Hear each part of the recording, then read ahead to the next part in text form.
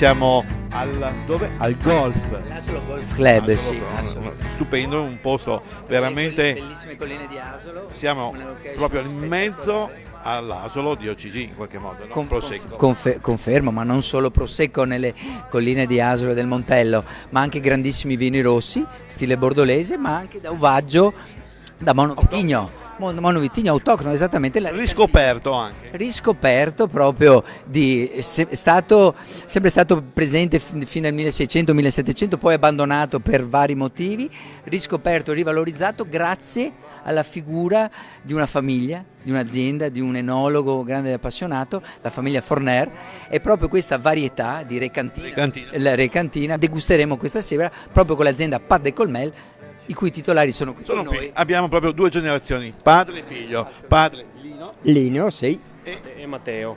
e Matteo. I nostri soci sommelier, tra parentesi. Tra l'altro, quindi proprio il massimo del massimo, non potevamo chiedere di più.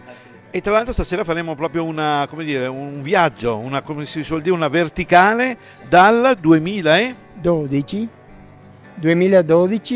fino al 2015, sono 4 annate. Speriamo che funzionino bene, perché i primi anni eravamo ancora un po' così e così, dopo ci siamo un po' perfezionati anche nel vino. All'inizio sicuramente, comunque sentiamo le differenze anno per anno.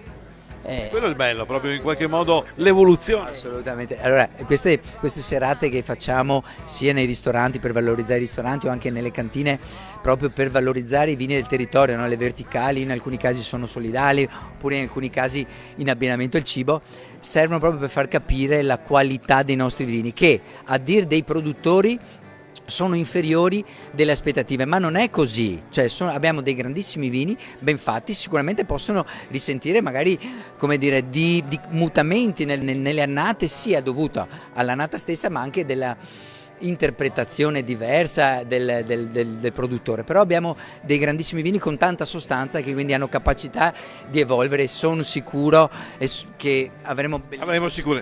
Io vorrei coinvolgere anche Matteo Forner, generazione attuale. Quanti anni hai? Sì, sono dell'80, quindi sono vicinissimo ai 40. Cioè in qualche modo coinvolgere i giovani, perché comunque sono quelli che daranno anche il futuro, pur passando da questo, come dire, vitigno che avete recuperato. Come l'avete recuperato? Com'è stata anche questa storia?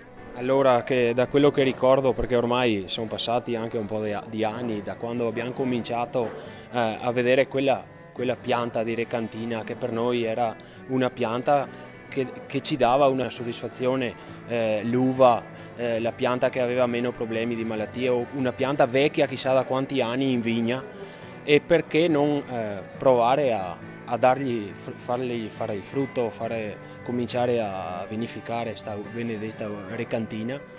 Qui ha trovato una soddisfazione arrivare questa sera alla possibilità di far assaggiare 4 annate quasi belle mature, e vedere dove si può arrivare con la Recantina.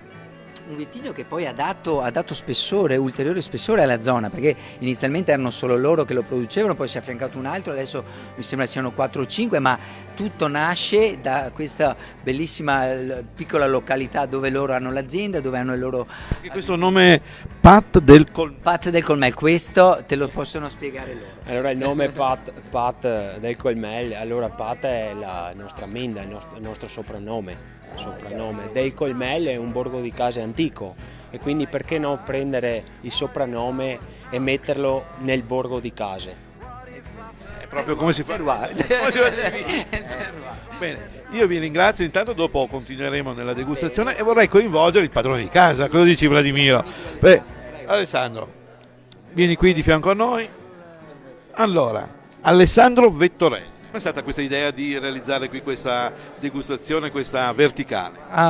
Innanzitutto ringrazio all'Associazione Italiana Sommelier e Vladimiro che ci ha dato la possibilità di collaborare con questa realtà locale, e abbiamo detto organizziamo una degustazione, e visto che siamo nei Colli Asolani, perché non chiamare e collaborare con la nostra realtà, come ha detto prima Vladimiro, il terroir. Siamo nei Colli Asolani e iniziamo le nostre degustazioni con Pat del Colmel.